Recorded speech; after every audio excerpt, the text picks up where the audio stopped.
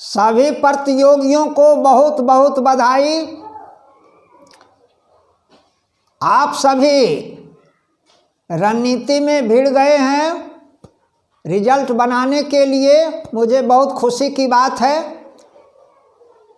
आज मैं आप सबों के सामने अनुच्छेद संबंधी दूसरा वीडियो दे रहा हूं, जो परीक्षा के दृष्टिकोण से अत्यंत महत्वपूर्ण है।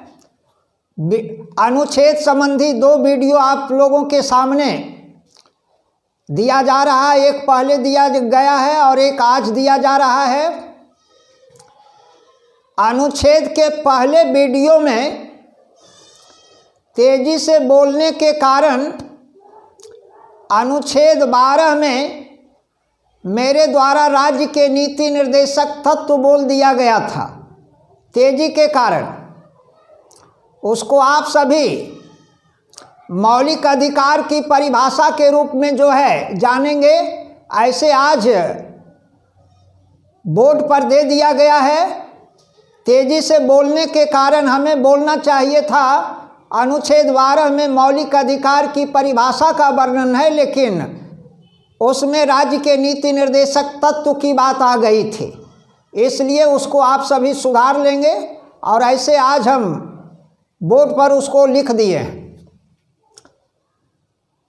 महत्वपूर्ण अनुच्छेद जो है, जो प्राय परीक्षा में पूछा जाता है, वही अनुच्छेद आप सबों के सामने हम दे रहे हैं।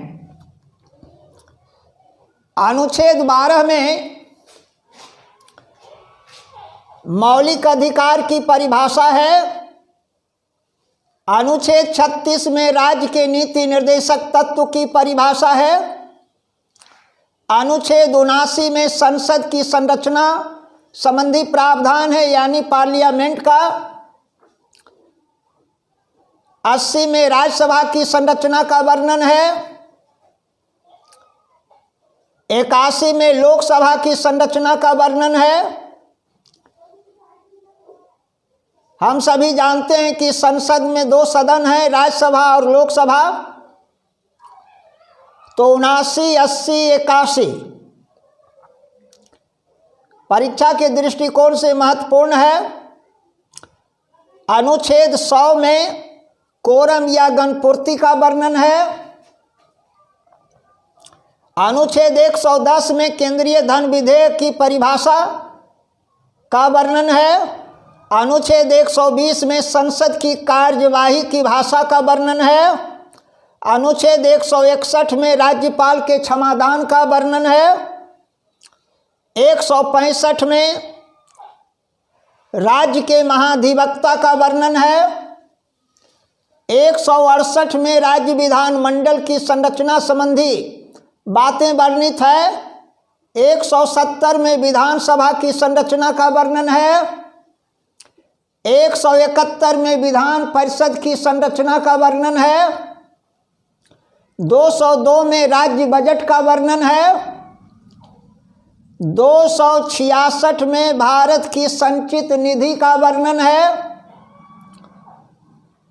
267 में भारत की आकस्मिक निधि का वर्णन है। 300 को में संपत्ति के कानूनी अधिकार का वर्णन है। आप सभी अच्छी तरह से जानते हैं कि संपत्ति का कानूनी अधिकार अनुच्छेद 300 को में है और यह 44वें संविधान संशोधन 1978 के तहत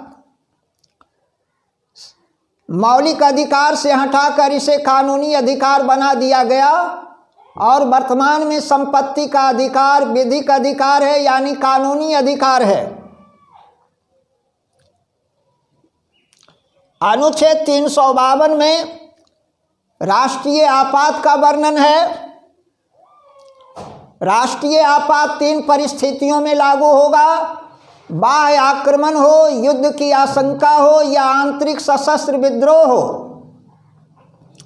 अनुच्छेद 356 राष्ट्रपति शासन, यह राज्य स्तर पर लागू होगा। एक ही साथ एक से अधिक राज्यों में एक ही समय में अनुच्छेद 356 का प्रयोग किया जा सकता है। राज्य का संवैधानिक तंत्र विफल होने पर 360 में वित्तीय आपात का वर्णन है। अभी तक इस अनुच्छेद का हमारे देश में प्रयोग नहीं हुआ है और भगवान करे कि इसका प्रयोग नहीं हो। अनुच्छेद 361 में राष्ट्रपति और राज्यपालों की सुरक्षा संबंधी बातें वर्णित है, उसका प्रावधान है।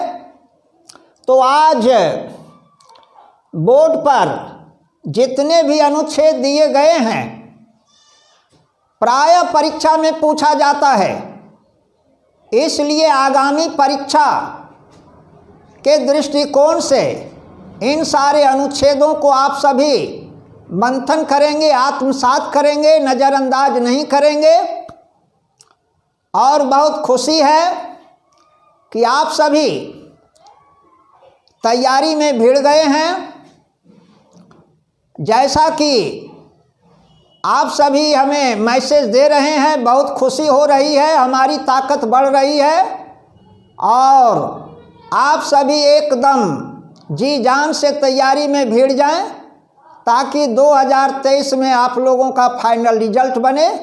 यही मेरी शुभकामना। जय हिंद, जय भारत।